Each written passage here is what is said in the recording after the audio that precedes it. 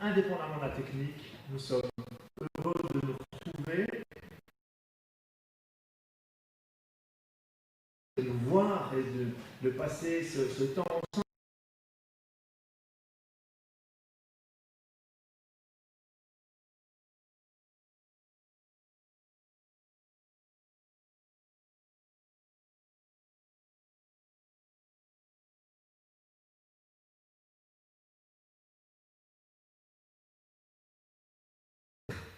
d'être justifié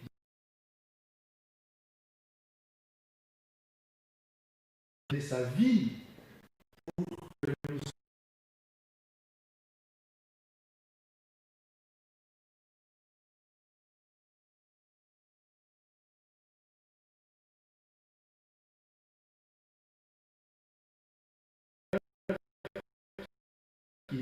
lui, toutes les personnes qui sont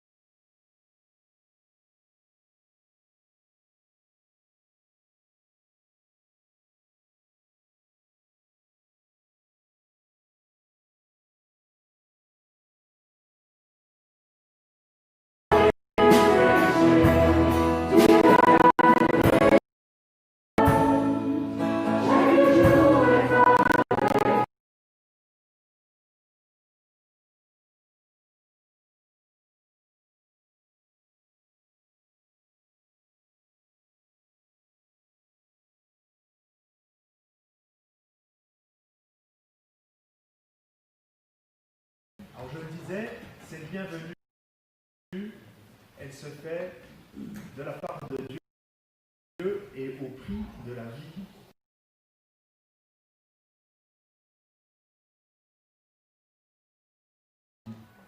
Nous sommes heureux. Ce n'est pas parce que aussi aux personnes qui sont plus loin, je ne sais pas si je répète ce que j'ai déjà dit, ça ne marchait pas.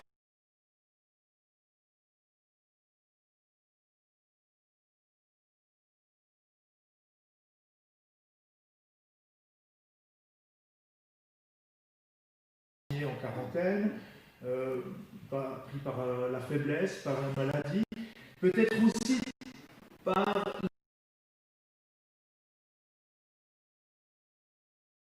chacun se sentent bienvenus et accueillis de la part de notre Seigneur. De la part de Jean-Jacques Rioux, que je salue également. Et ce qu'il a rempli, le monde et ceux qui l'habitent. Car c'est lui qui l'a fondé sur les mers et a permis sur les fleuves. Qui montera à la montagne de l'Éternel? Qui s'élèvera jusqu'à son Dieu saint?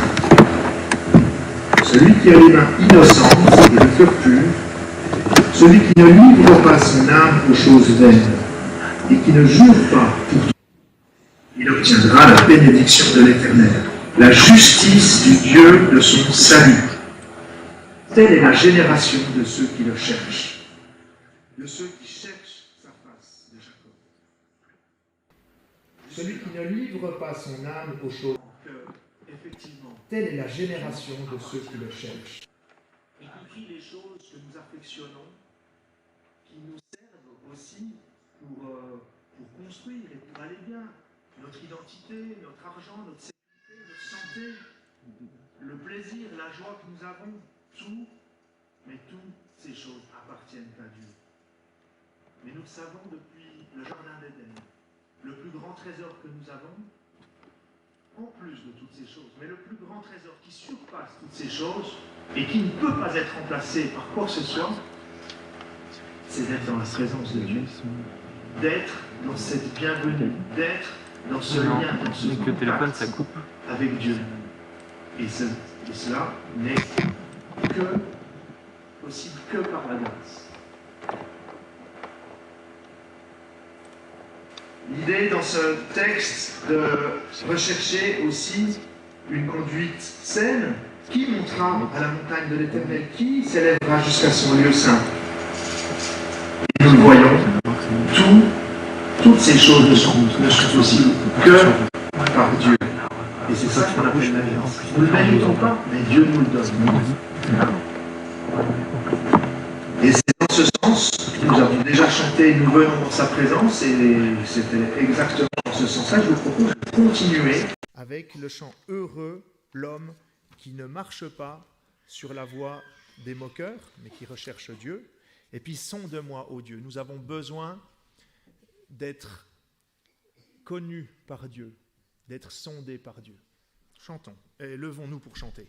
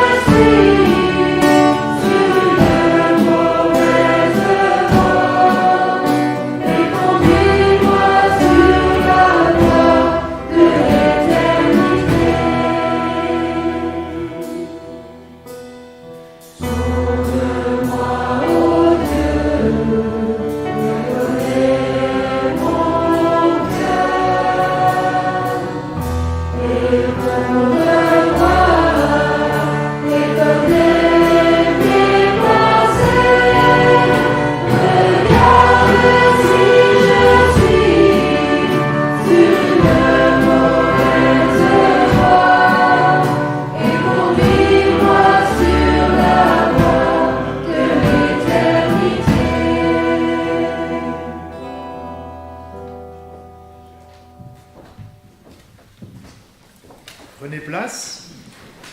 Je continue la lecture de ce psaume. Porte, élevez vos linteaux, élevez-vous, portail éternel, que le roi de gloire fasse son entrée. Qui est ce roi de gloire ? L'Éternel, le fort et le héros. L'Éternel, le héros de la guerre. Porte, élevez vos linteaux, élevez-les, portails éternels, que le roi de gloire fasse son entrée. Qui est donc ce roi de gloire ? L'Éternel des armées, c'est lui, le roi de gloire. Imaginez cette ville, nous accueillons cette personnalité exceptionnelle, il s'agit de Dieu. Mais imaginez cette ville qui s'apprête à recevoir cet invité exceptionnel. Et bien sûr, il faut élever les portes, élever les linteaux pour qu'il puisse rentrer. Ça nous parle aussi de nous, de notre conception des choses. Élevez, élargissez cette entrée pour qu'il puisse venir. Et c'est véritablement le plus grand miracle qui soit, que Dieu vienne sur notre terre, que Dieu vienne dans nos vies. Bien sûr que c'est une image, mais que nous puissions avoir cette pensée d'élever nos linteaux, d'écarter nos portes pour qu'il puisse venir. Ce n'est pas à lui de se rétrécir pour rentrer dans nos petites vies, dans nos petites conceptions.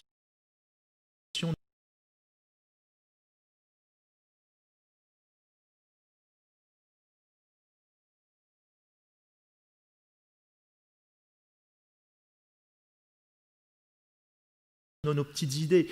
Quand je dis petites, ce n'est pas péjoratif, mais reconnaissons avec humilité que nous sommes petits et que nos idées et que nos sentiments sont bien rétrécis. Ce n'est pas à nous, ce n'est pas à Dieu de se rétrécir à nos pensées, mais bien à nous de l'accueillir dans toute sa grandeur. Bien sûr, il a fallu qu'il se fasse petit pour nous comprendre, pour prendre notre péché, pour mourir à notre place. Mais il n'est pas resté petit, et même dans sa forme de Jésus homme, il n'était pas petit. Il s'est fait à notre taille, mais il n'a jamais été petit. Il n'a jamais été, excusez-moi le terme, rétréci, comme nous le sommes. Je vous propose d'avoir un temps de prière, que notre louange, que notre adoration soit celle rendue à ce Dieu, l'Éternel des armées. C'est lui, le roi de gloire. Et on parle d'armée parce qu'il a vaincu le combat, pas un autre combat. Il a vaincu le combat du péché et il en est victorieux. C'est donc lui le seul prince de paix.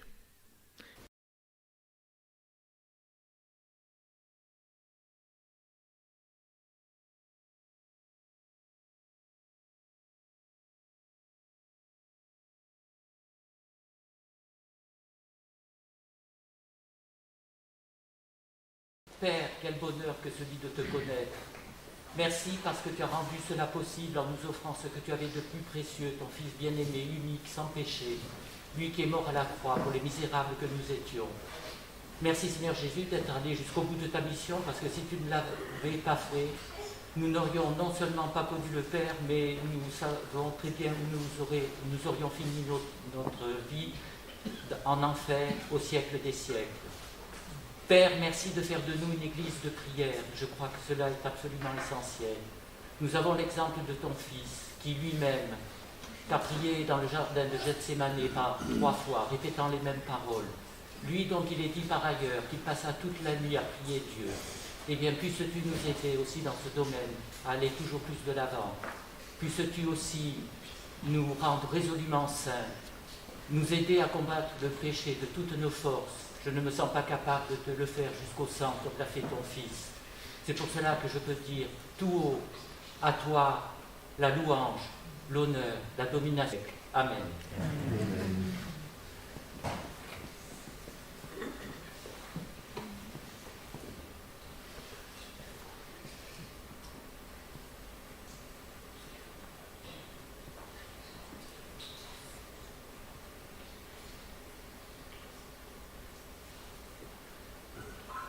Père Céleste, tu es cohérent depuis l'éternité passée, l'éternité à venir. Merci parce que tu es ce Dieu tout-puissant qui n'a besoin de rien d'autre pour être glorieux, et pourtant tu prouves ton amour par ta création, par le fait de nous créer, et tu prouves ton amour par le fait de nous sauver. Tu as donné ta vie pour nous sauver. Seigneur, merci parce que tu es disponible à nous, mais en réformé, et que ce soit toi qui nous rende attentifs à toi. Sois loué, sois glorifié pour ta personne, et merci pour ce ton nom soit glorifié dans toutes les situations sur la surface de la terre, alors que les situations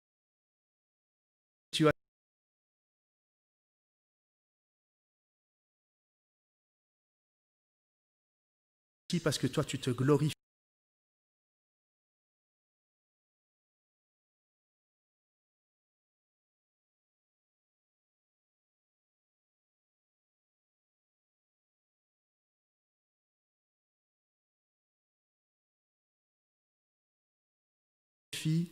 Dans des choses qui sont peut-être secrètes, mais dans la réalité, dans l'éternité, tu es glorifié pour toute l'éternité. Amen.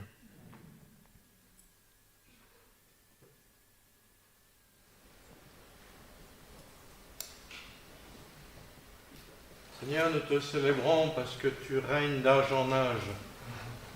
Au commencement, c'est toi qui as créé les cieux et la terre. Au commencement, c'est toi qui as fait l'homme à ton image, cet homme qui aujourd'hui remplit tout le globe terrestre. Seigneur, c'est toi qui as eu ce plan dans tes pensées, toi qui l'as mis sur pied, ce plan d'envoyer le Sauveur du monde, le Sauveur de tous les hommes, toutes les femmes qui se tournent vers toi. Seigneur, nous te louons parce que tu tiens le commencement et tu tiens aussi la fin. Tu es toi-même le commencement et la fin. Et Seigneur, ta parole nous annonce ce qui vient, ta parole nous avertit. Et nous sommes tellement heureux d'avoir ta parole qui est une lampe à notre pied, une lumière sur notre chemin. Seigneur, nous te célébrons parce que tu es avec nous tous les jours, jusqu'à la fin, jusqu'à notre dernier souffle, et même jusqu'à la fin du monde. Tu es avec ton peuple, avec ton Église, cette Église que tu t'es acquise et qui bientôt sera délivrée complètement de la terre, de la méchanceté, des ténèbres, de la mort, de la souffrance, et qui va se réjouir d'une joie extraordinaire dans ta présence. Merci Seigneur pour ta grâce. Merci pour ta présence quotidienne, jour et nuit, à chaque seconde. Merci pour ton amour que rien ne peut surpasser. Amen. Amen.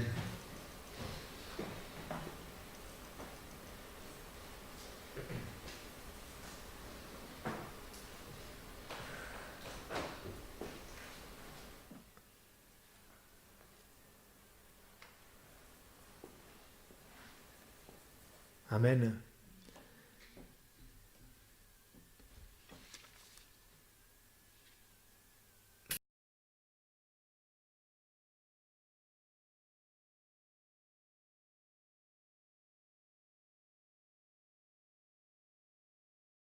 Fait partie de notre louange et de notre adoration, de façon à mieux connaître l'enseignement de Dieu. Nous venons dans ta présence.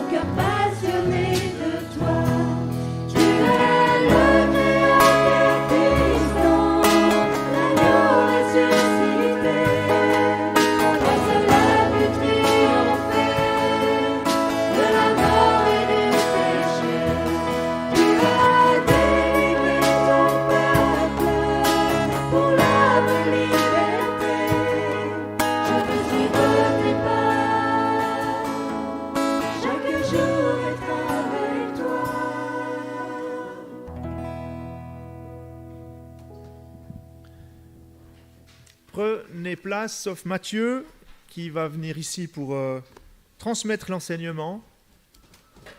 C'est plus pratique comme ça. Et puis, dans ce sens, j'aimerais encore prier ensemble. Seigneur, je te prie pour que tu nous donnes des cœurs attentifs à ton enseignement, qui recherchent ton enseignement, qui recherchent ta vérité, qui acceptent que ta parole est la vérité et que tu as véritablement des choses à nous dire, des choses véritablement qui nous concernent. Que ton esprit nous enseigne, mais je fais cette prière aussi pour que tu enseignes les plus jeunes, peut-être qui sont maintenant sur un enseignement avec leurs parents ou avec une vidéo. Seigneur, que dans tous les moments, ce soit toi qui nous enseignes. Et je te demande d'être aussi avec Matthieu, dans sa bouche, dans son intelligence, pour que là aussi, il soit soumis à ta parole, soumis à ton enseignement, et que ce soit une joie, que ce soit que ça porte le signe de la joie et de la paix que toi seul sais donner. Amen.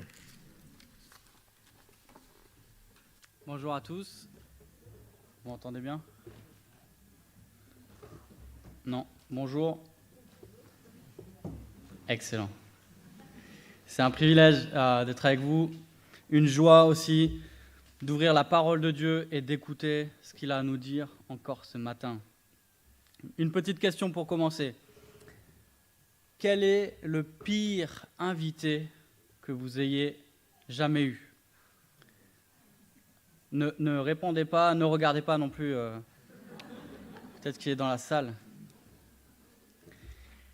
Quel est le pire invité que vous ayez eu? Celui qui a plié le repas, après une demi-heure, vous saviez que ce serait vraiment un long moment et que l'ambiance était irrécupérable. Dans le texte qu'on va lire ce matin, c'est Jésus. Jésus, le pire invité que ce pharisien ait jamais eu. Ce pharisien qui a dû se dire à plusieurs reprises pendant le repas « j'aurais jamais dû l'inviter ». Je propose qu'on lise ensemble, qu'on continue notre parcours dans l'Évangile selon Luc. Nous sommes au chapitre 11, c'est à la page 673. Je lis à partir du verset 37. Luc 11, 37 jusqu'à la fin du chapitre.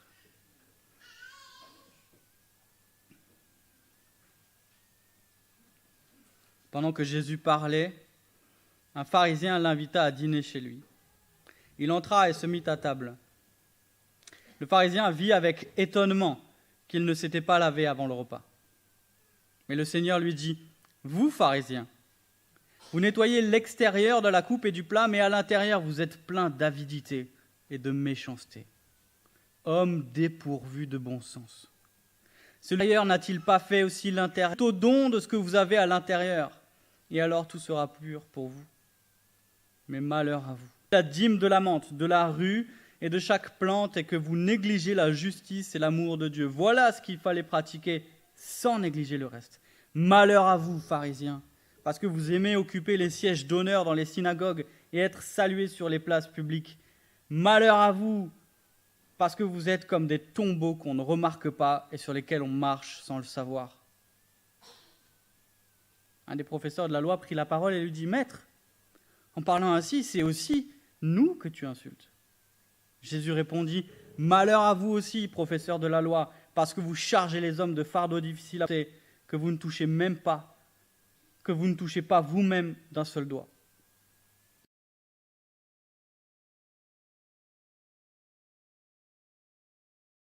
Malheur à vous, parce que vous construisez les tombeaux des prophètes que vos ancêtres ont tués. Vous rendez donc un témoignage aux actes de vos ancêtres et vous les approuvez, car eux, ils ont tué les prophètes et vous, vous construisez leurs tombeaux. C'est pourquoi la sagesse de Dieu a dit « Je leur enverrai des prophètes et des apôtres. Ils tueront les uns et persécuteront les autres, afin qu'ils soient demandés compte à cette génération du sang de tous les prophètes qui a été versé depuis la création du monde, depuis le sang d'Abel jusqu'au sang de Zacharie, tué entre l'autel et le temple. Oui, je vous le dis, il sera demandé compte à cette génération. Malheur à vous, professeurs de la loi, parce que vous avez enlevé la clé de la connaissance. Vous n'êtes pas entrés vous-même, et ceux qui voulaient entrer, vous les en avez empêchés. » Comme il leur disait cela, les spécialistes de la loi et les pharisiens commencèrent à s'acharner contre lui et à le faire parler sur bien des sujets. Ils lui tendaient des pièges pour surprendre une parole sortie de sa bouche, afin de pouvoir l'accuser.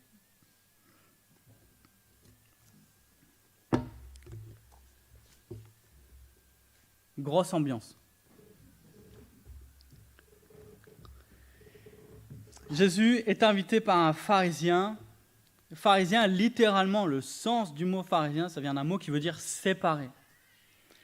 Ce qui avait commencé par une bonne intention à une époque où les Juifs étaient en proie à l'influence des Grecs et où ce parti voulait se séparer pour préserver l'identité, la religion juive, a commencé à dévier et a fini par devenir le parti des pharisiens que nous connaissons au temps de Jésus, que nous voyons dans ce texte.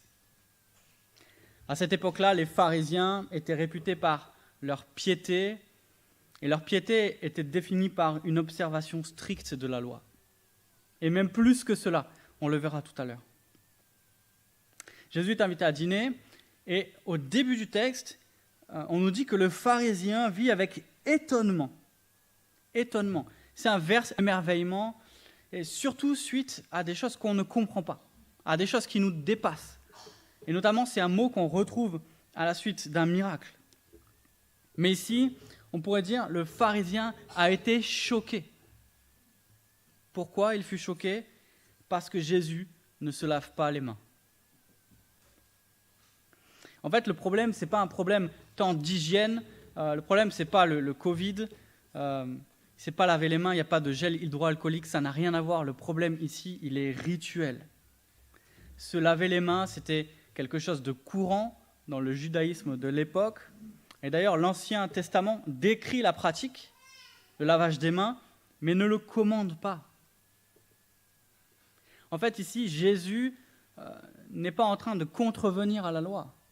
Il est en train de ne pas faire ce que les pharisiens tenaient pour loi, mais ce n'était pas dans la loi. C'est les pharisiens qui en ont fait une loi. Et l'idée, c'était quoi ? C'était de ne pas rendre les aliments impurs. Le pharisien n'a rien dit, en fait, quand on lit le texte, mais Jésus connaît leur cœur. Et vous avez entendu, la suite de ce texte, c'est une série de 7 reproches qui contient 6 malédictions. 6 malédictions. 3 qui sont prononcées contre les pharisiens et 3 qui sont prononcées contre les docteurs de la loi. J'ai résumé ce que Jésus leur reproche aux uns et aux autres. Et en somme, il leur reproche 2 choses principales. La première, c'est d'être hypocrite et d'avoir une piété qui manque d'intégrité. La seconde, c'est d'être méchant et d'avoir un enseignement qui manque de charité. Et ce que je vous propose de retenir ce matin, pour nous, c'est que parce que Dieu nous a transformés par sa grâce, nous pouvons marcher dans l'intégrité et la charité. Parce que Dieu nous a transformés dans sa grâce, nous pouvons marcher dans l'intégrité et la charité. Premièrement, une piété qui manque d'intégrité. L'intégrité, dans la vie chrétienne, c'est quoi ? L'intégrité, c'est quand ce que l'on fait s'accorde avec qui l'on est. C'est la cohérence entre l'intérieur et l'extérieur. C'est ça l'intégrité. Quand j'étais petit, au siècle dernier, dans mon village d'origine, là où j'ai grandi, il y avait 2 boulangeries. Et dans une des boulangeries, beau gâteau, mais je ne les ai jamais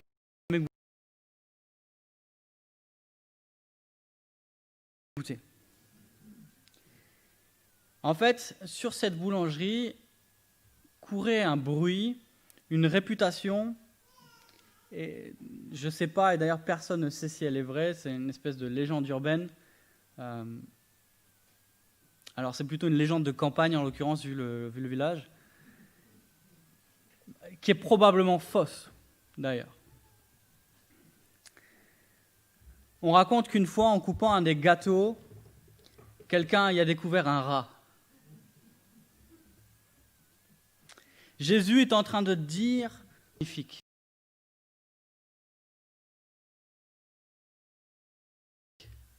Orné de fruits juteux, mais à l'intérieur se cache un rat.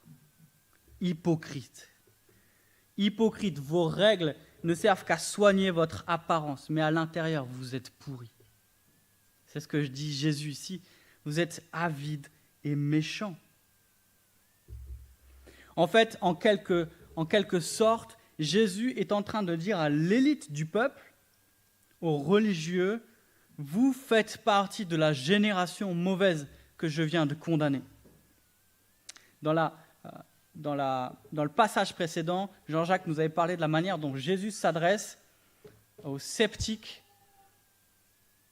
et la manière dont il taxe cette génération de mauvaise. Et là, Jésus est en train de dire aux pharisiens, vous ne valez pas mieux qu'eux. La question qu'on peut se poser, mais comment les pharisiens ont sorti l'expression?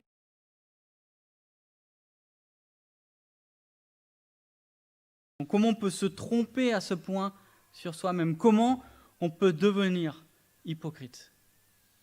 Je vous propose quelques pistes. La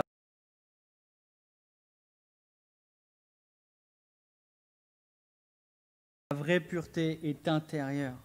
Jésus rappelle, celui qui a fait le dehors a aussi fait le dedans. Il est en train de dire aux pharisiens, mais c'est de la folie d'oublier cela. Imaginez comment ces paroles ont dû résonner dans les oreilles des pharisiens. Eux qui se présentaient comme l'élite religieuse du peuple. Eux qui arboraient la légion d'honneur de la pureté. Eux qui mettaient toute leur fierté dans leurs règles. Toutes ces règles qu'ils avaient ajoutées à la loi, dans le but de se garder purs pour Dieu. Et ici, Jésus leur dit, vous êtes pourris.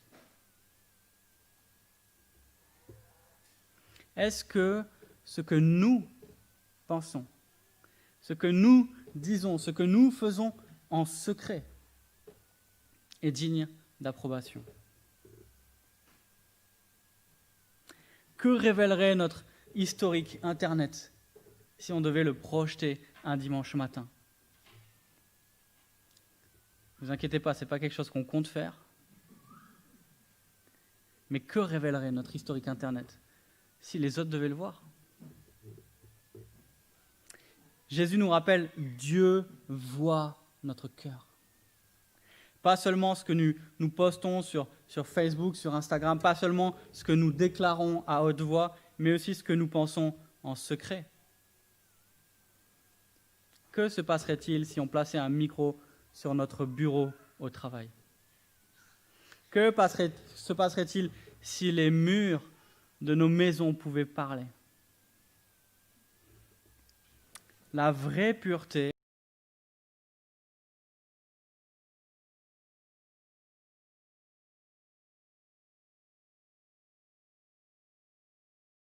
nous dit Jésus, c'est quand nous faisons ce qui est bien même quand personne ne nous regarde. Parce que Dieu nous voit. L'hypocrisie commence quand on met de l'importance sur ce qui est secondaire et qu'on néglige l'essentiel. Je vous lis un extrait d'une œuvre de Flavius Joseph. Flavius Joseph, c'est un historien juif du 1er siècle qui a vécu à peu près milieu des années 30 jusqu'à la fin du 1er siècle. Et il écrit « Je veux maintenant dire simplement que les pharisiens avaient introduit dans le peuple beaucoup de coutumes qu'ils tenaient des anciens, mais qui n'étaient pas inscrites dans les lois de Moïse. » Flavius Joseph est en train de nous confirmer les lois des pharisiens, la dîme sur la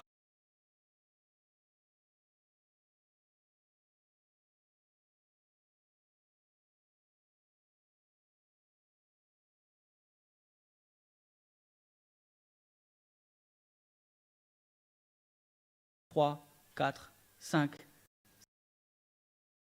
6, 7, 8, 9, une pour Dieu. Et qui est en train de négliger celui qui se trouve à ses côtés et qui a besoin de son aide. Malheur à vous, leur dit Jésus. C'est un peu comme si votre maison était en train de brûler, c'est la nuit, vous êtes réveillé par la fumée, vous commencez à voir la chaleur des flammes, vous vous levez d'un bond, mais au lieu d'aller sauver vos enfants, vous arrêtez dans le salon et vous dites « Tiens, mais ce cadre, il n'est pas droit. » Et vous le remettez droit au lieu d'aller sauver vos enfants. Problème de priorité. Jésus est en train de leur dire « Malheur à vous, votre priorité n'est pas de compter les feuilles de menthe, Votre priorité n'est pas d'accomplir votre tradition, c'est d'obéir à la loi de Dieu. Quels sont nos dadas? Qu'est-ce qui est important pour nous? Qu'est-ce qui compte? Si on demandait à nos enfants, si on demandait à nos épouses, si on demandait à nos collègues, à votre avis, qu'est-ce qui est le plus important pour lui?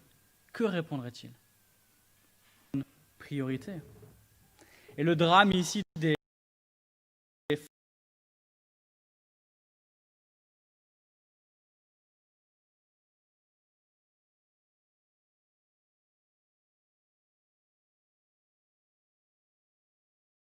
pharisiens que souligne Jésus, c'est qu'ils veulent la pureté rituelle, mais ils ne comprennent pas le culte. Ils ne comprennent pas l'essence du culte. La vraie religion, c'est l'amour de Dieu et du prochain. L'essence de la loi, c'est l'amour. Comment peut-on se tromper à ce point quand on oublie l'amour? Et Jésus ici, il les condamne, pas tant pour ce qu'ils font, mais plutôt pour ce qu'ils ne font pas. Il leur dit, mais vous vous efforcez d'éviter l'impureté, mais vous oubliez l'amour. Vous vous efforcez de ne pas faire le mal, mais vous ne recherchez pas le bien. Et dans les paroles de Jésus, on entend les échos de celles du prophète Michée. Je vous lis Michée 6:8. On t'a fait connaître, ô homme, ce qui est bien. Et ce que l'Éternel demande de toi, c'est que tu pratiques la justice.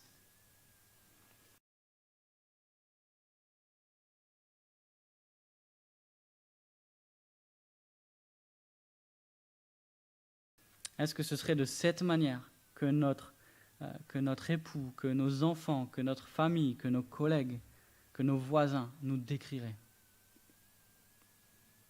L'hypocrisie commence quand on accorde plus d'importance au regard des autres qu'au regard de Dieu. Je continue, verset 43. Jésus enfonce le clou. Vous négligez le plus important, mais vous voulez qu'on vous reconnaisse comme étant important. Vous voulez les meilleures places, vous voulez qu'on vous salue. Et quand Jésus parle de ça, il ne s'agit pas juste d'un petit « Hey, salut, comment ça va ?» Le salut d'un pharisien, c'était vraiment quelque chose. C'était une vraie procédure. Et Jésus leur dit « Mais vous négligez ce qui est important aux yeux de Dieu et vous voulez être important aux yeux des hommes. » L'hypocrisie commence quand on accorde plus d'importance au regard des autres qu'au regard de Dieu. Est-ce qu'on allume notre téléphone toutes les 2 minutes pour voir qui c'est qui a liké notre dernière photo? Est-ce qu'on allume notre téléphone toutes les 2 minutes pour voir celui qui a partagé notre post? Décevoir.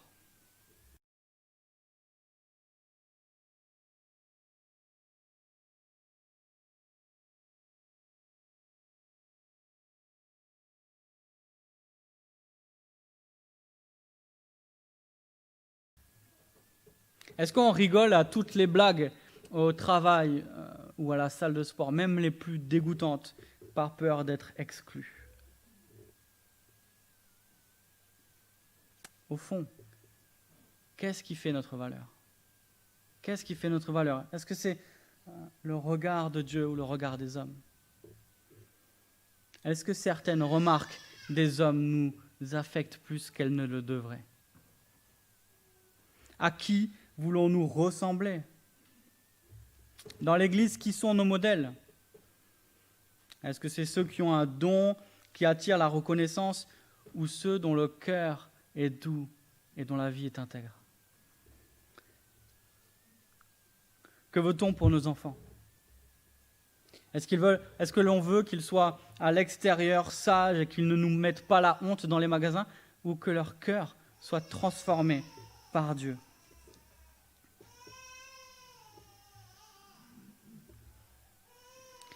Paul, quand il écrit aux Galates, il est en train de souligner un début d'hypocrisie.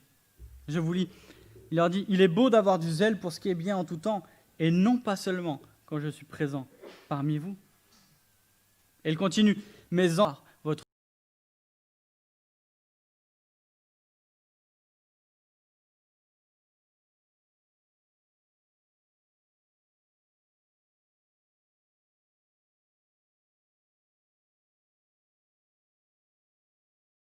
but, c'est que Christ soit formé en vous. »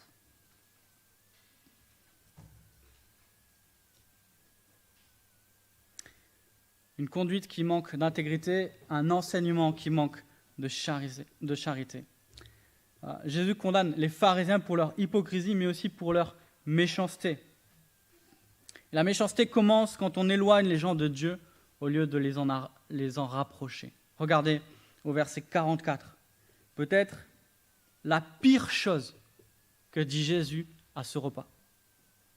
Peut-être que le pharisien, à ce moment-là, il s'est dit « Wow, ok, on va passer au dessert, ça va mieux se passer. » Et il y a le verset 44. « Malheur à vous, parce que vous êtes comme les tombeaux que rien ne signale et sur lesquels on marche sans le savoir. » Marcher sur une tombe, c'était devenir impur. Et pour les fêtes de Jérusalem, 3 fois dans l'année, à l'approche des fêtes, on blanchissait les tombeaux pour pouvoir les signaler sur le chemin. Le but, c'était que ceux qui descendent à Jérusalem ne marchent surtout pas sur ces tombeaux pour ne pas être impurs. Vous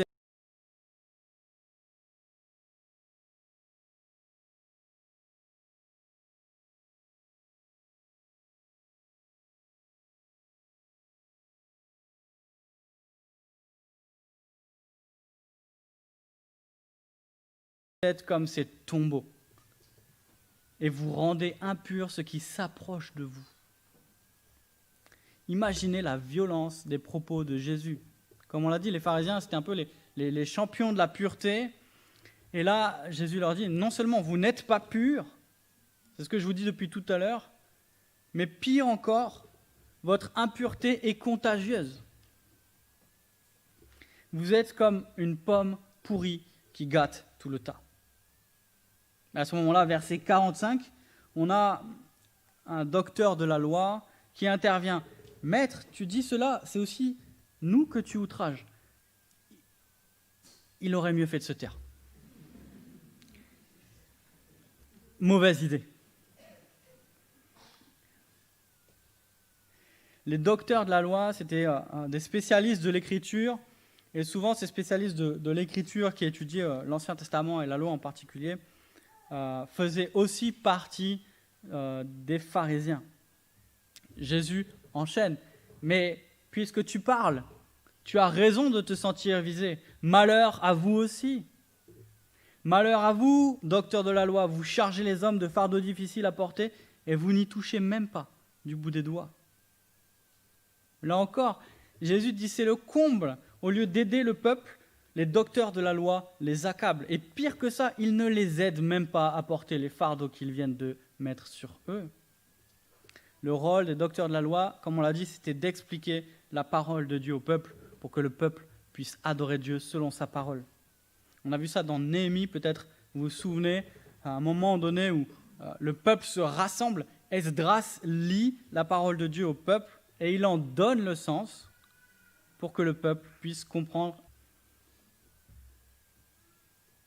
Et aux pharisiens, il leur a dit qu'ils étaient hypocrites. Aux docteurs de la loi, il leur dit qu'ils sont méchants. Vous n'avez pas la clé de la connaissance. Vous êtes censés guider le peuple dans la connaissance de Dieu. Vous n'avez pas la connaissance. Mais encore pire que cela, vous l'empêchez d'avoir la connaissance qui mène à Dieu. Est-ce que le problème, c'était la connaissance ? Est-ce que Jésus, ici, est en train de dire qu'il faut jeter la connaissance avec les docteurs de la loi ? Tous les docteurs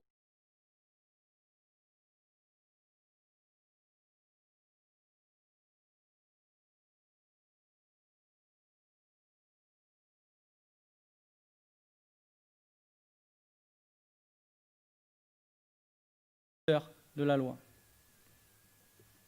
Le problème n'est pas la connaissance. Le problème, nous dit Jésus, c'est quand la connaissance n'a pas pour but la gloire de Dieu et l'amour du prochain.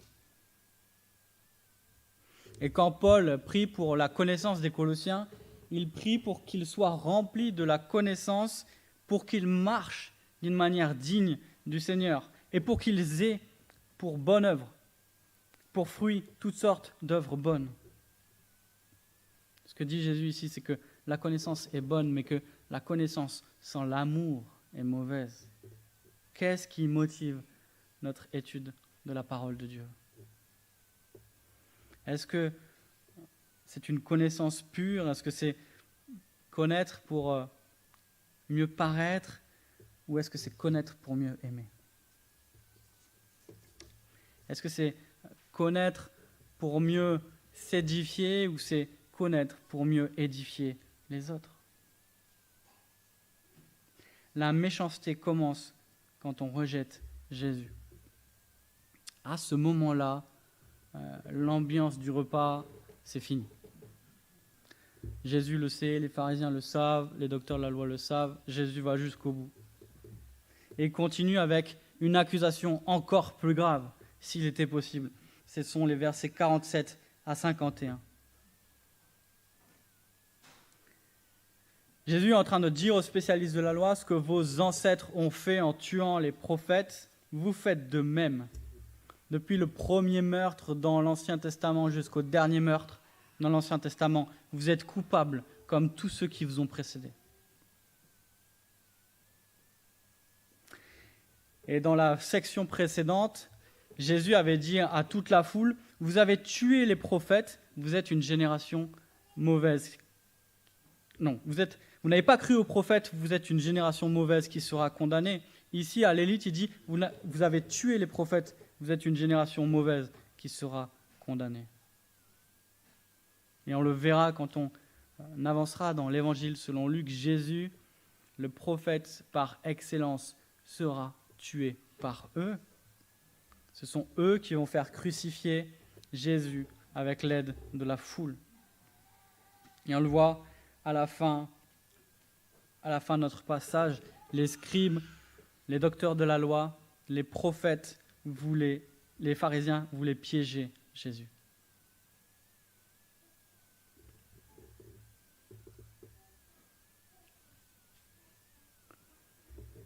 Ce texte résonne fort pour nous. Ce texte résonne fort pour nous tous, mais pour les responsables de l'Église en particulier. Quand j'ai lu ce texte, il m'a interpellé, personnellement. Et je pense qu'il doit interpeller personnellement. La question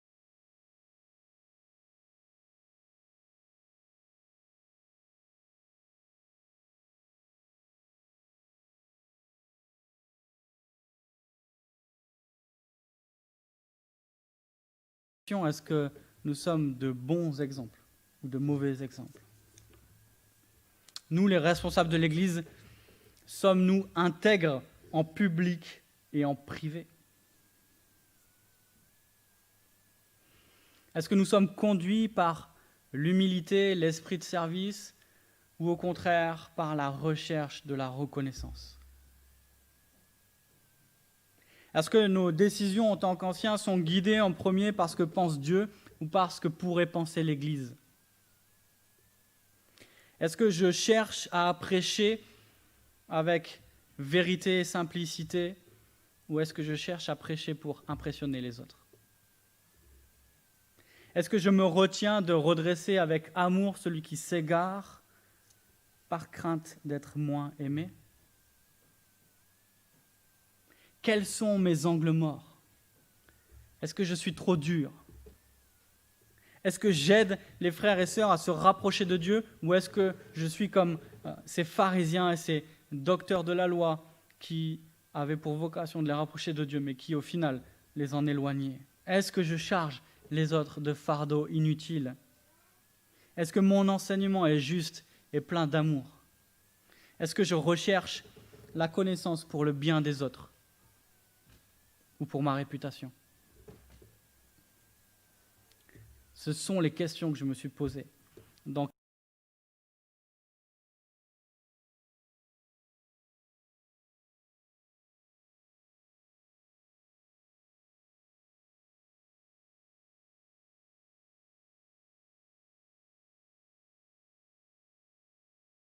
quel domaine manquons-nous d'intégrité? Dans quel domaine manquons-nous d'amour? Ma prière, c'est qu'on laisse la parole de Dieu nous reprendre et nous convaincre si nous nous sommes égarés.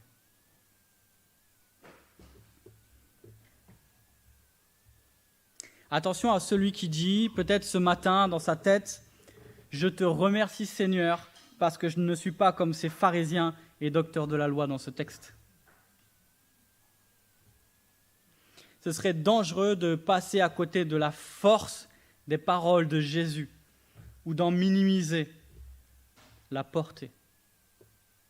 Il serait dangereux de fermer les yeux, de se boucher les oreilles et de ne pas entendre le diagnostic que Jésus veut poser sur notre propre cœur.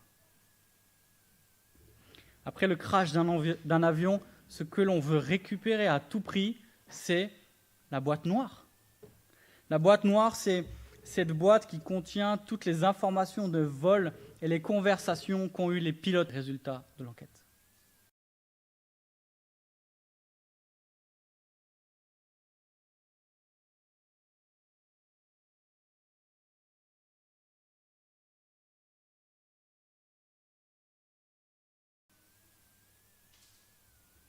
Et la Bible n'est pas seulement un manuel pour nous apporter des réponses, mais c'est aussi la voix de Dieu qui pose un diagnostic sur notre cœur et on a besoin de se laisser interpeller par Jésus. On a besoin que Jésus ouvre la boîte noire de notre cœur et c'est ce qu'il fait dans ce texte.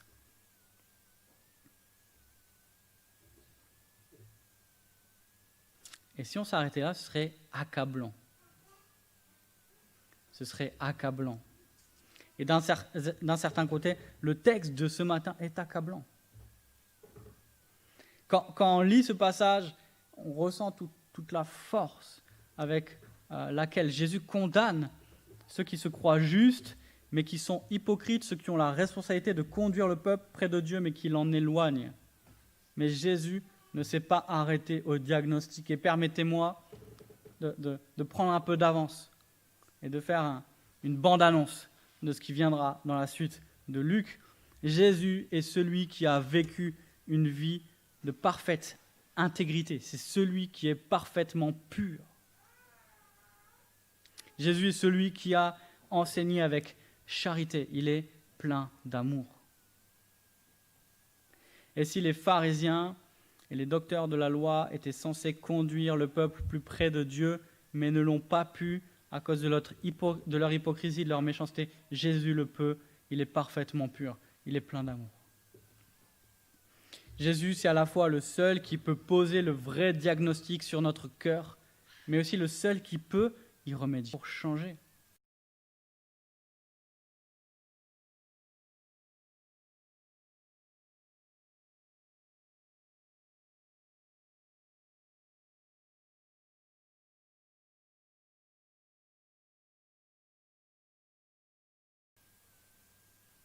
Jésus est celui qui arrive avec le message du problème, mais celui qui arrive aussi avec la bonne nouvelle de la solution. Nous ne pouvons pas être intègres par nous-mêmes, nous ne pouvons pas être remplis d'amour par nous-mêmes. Nous avons besoin que Dieu intervienne. Nous avons besoin que Dieu nous donne un cœur nouveau. Nous avons besoin que Dieu purifie notre péché. Nous avons besoin que Dieu nous renouvelle. Nous avons besoin que Dieu place dans notre cœur un amour, un feu qui brûle pour lui et un amour pour notre prochain. Nous avons besoin que Dieu nous libère, qu'il nous libère de la tyrannie du regard des autres et qu'il nous console, qu'il nous réconforte, peu importe ce que disent les autres, peu importe ce que pensent les autres. Tu es mon enfant bien-aimé. Ta valeur, c'est moi qui te la donne. Je t'aime. Et peu importe ce que les autres pensent, peu importe ce que les autres disent, c'est moi qui définis qui tu es.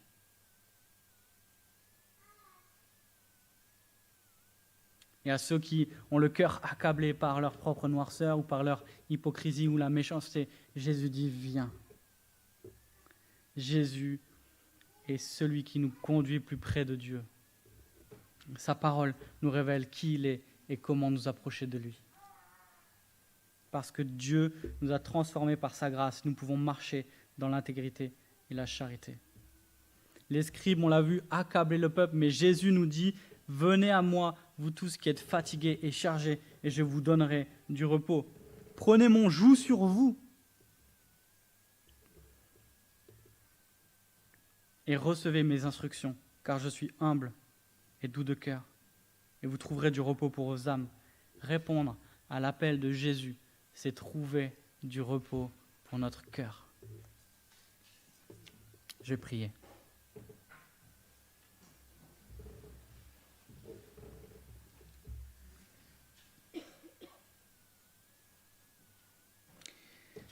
Père Céleste, merci pour ce texte qui fait partie des textes qui posent un diagnostic sans filtre sur l'état de notre cœur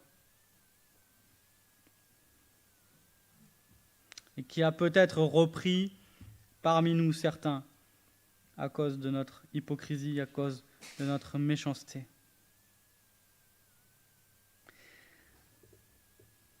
Ne permets pas, Seigneur, dans ta grâce, que nous fuyions loin de la dureté de tes paroles, mais qu'on les reçoive comme étant le diagnostic salvateur du grand médecin. Et ne permets pas non plus que nous nous arrêtions à ce constat accablant, mais que nous recevions avec joie les paroles de ta grâce qui nous disent « Viens, je veux te renouveler, je veux te purifier, je veux te libérer du regard des autres, je veux te donner la pureté, je veux te donner les moyens de marcher avec intégrité et avec amour. » À nous les responsables, Seigneur, donne un cœur incliné vers toi et un cœur incliné vers les frères et sœurs de l'Assemblée. Donne-nous d'être intègres dans toute notre conduite, en privé et en public, dans la famille, au travail, dans l'Église. Donne-nous d'être caractérisés dans nos paroles et dans nos actes par l'humilité, le service, l'amour.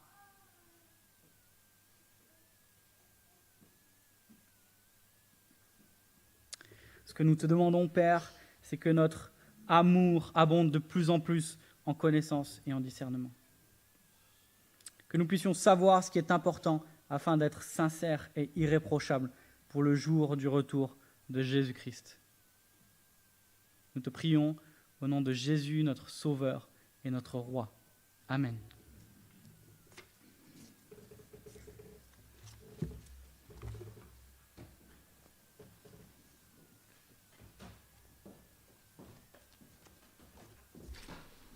Merci. Merci de nous éclairer ce texte dans lequel nous voyons que le salut n'existe que en Christ et non pas dans l'espérance d'une conduite meilleure, même après un état des lieux aussi vrai et aussi douloureux. Tout par la grâce de Dieu. D'ailleurs,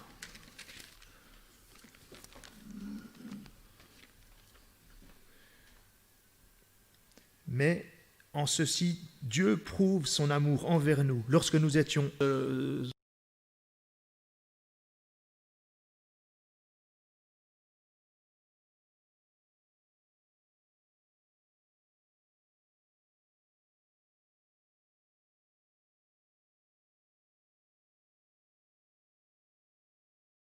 l'enseignement que nous avons reçu sur ce texte, en restant concentrés sur ces choses, je vous propose de prier et de chanter ensemble ce chant, ce nom si merveilleux, avec vous, si vous le voulez bien.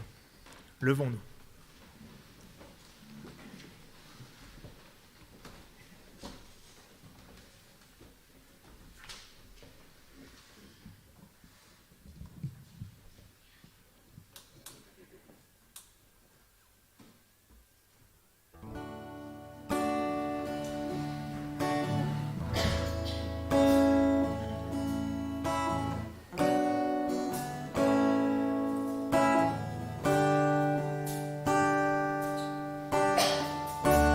Seigneur,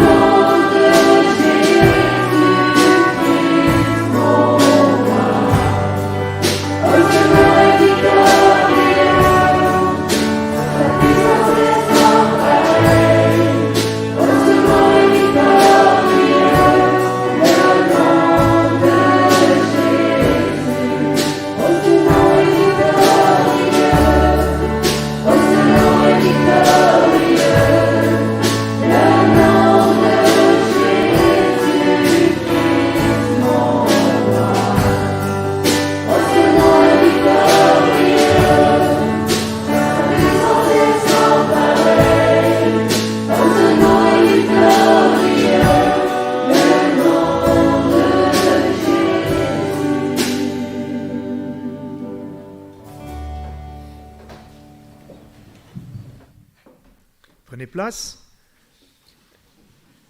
Nico et Anka, monsieur et madame Roth, c'est que Nico qui vient, vous nous parlez du projet sur le Népal.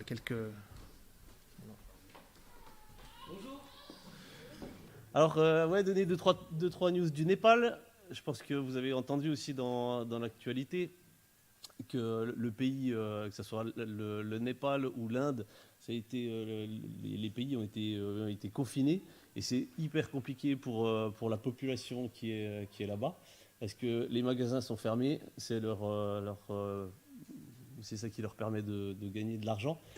Et en fait, ces populations qui sont dans ces villes, elles ont dû s'exiler dans les campagnes, dans les villes, dans la montagne aussi, pour ceux qui ont de la famille là-haut. Et évidemment, là-haut, il n'y a pas assez de nourriture, et c'est très très compliqué. Les gens survivent. Et c'est sûr que nous, on vit dans un contexte qui n'est pas forcément simple ici, mais je pense qu'on est toujours largement ultra gâtés par rapport à tous ces pays-là. Et donc en rapport avec ça, on avait des projets pour le Népal, notamment aider un groupement de villages pour le transport, et on a annulé ce projet pour se réorienter vraiment sur l'urgence des gens et pour leur apporter le strict nécessaire pour vivre. Et il y a un magasin qui est en train de s'ouvrir, donc on a pu envoyer pas mal d'argent, on a pu envoyer en tout 15 000 € pour 3 projets différents. Donc il y en a un, c'est un magasin de nourriture basique qu'on ouvre dans les montagnes pour avoir du riz, pour avoir des lentilles, pour avoir le minimum pour vivre. Et ça va être orienté, donc c'est toujours en coopération avec cette femme Rajani qui est assistante sociale dans les montagnes, qui nous aide et qui connaît très bien la population et qui orientera cette nourriture. Donc le projet est en cours. Il y en a un autre, c'est microcrédit, de l'élevage à microcrédit. C'est-à-dire qu'on a acheté 100 moutons. Alors, il faut savoir qu'un mouton, là-bas, c'est pas rien, ça coûte 70 €. Il faut savoir que les gens, ils vivent normalement avec 2 € par jour. Donc, mettre à disposition un troupeau, c'est vraiment quelque chose de significatif pour eux. Et ce qui a été fait, ces 3 dernières semaines, il y a 100 animaux qui ont été achetés et qui ont été distribués pour 10 familles, donc 10 animaux par famille. Et c'est aussi aidé, conduit pour savoir comment s'occuper des animaux, etc. Et puis, en contrepartie, ils doivent donner dans les 3 ans qui viennent, ils doivent donner 10 animaux, et qui seront redonnés à une autre famille, etc. Et puis, le but, c'est d'aider ces familles pauvres dans les montagnes. Toujours, les actions qu'on fait, c'est orienté vraiment dans la montagne, parce que c'est difficile d'accès. C'est vraiment là que les gens ont le plus de mal à vivre. Et puis, il y a d'autres projets qui étaient en cours et qui continuent, notamment le soutien d'instituteurs dans ces villages. Et puis, voilà, ça c'est les moutons qui sont venus. Les images ne sont pas de belle qualité, mais voilà, on arrive à garder contact avec l'équipe là-bas, et c'est vraiment cool, c'est vraiment chouette. Et puis, on est aussi aidé par un missionnaire canadien qui vivait là-bas, mais là, qui est pour l'instant qui est au Canada, qui nous aide aussi dans ces projets. Et on aurait bien aimé aller en décembre avec la famille pour rendre visite, pour voir comment ça se passe, et puis pour développer d'autres projets. C'est peut-être compromis, parce que ça semble un peu compliqué aujourd'hui d'y aller. Mais voilà, on peut penser à ces gens-là, du Népal, d'Inde, mais aussi de tous ces pays qui sont affectés par ce Covid, et qui meurent plus de sous-nutrition que du Covid en lui-même. Je ne sais pas si j'ai oublié quelque chose, Anka. Ouais, alors c'est clair que l'Église, elle continue de progresser à toute allure. Il y a le pasteur canadien qui parle couramment népalais et qui a passé 30 ans au Népal. En fait, il a pu commencer à faire des formations sur Zoom, donc lui au Canada, et avec les Népalais qui sont en montagne, qui commencent aussi à avoir doucement du réseau. Et apparemment, ça fait vraiment beaucoup de bien à ces pasteurs-là. Donc c'est aussi quelque chose pour lequel on peut prier, parce qu'ils continuent vraiment ce ministère à distance. Et donc des personnes se convertissent. Enfin, il y a un boulot énorme qui se fait. Donc voilà, tout est dit.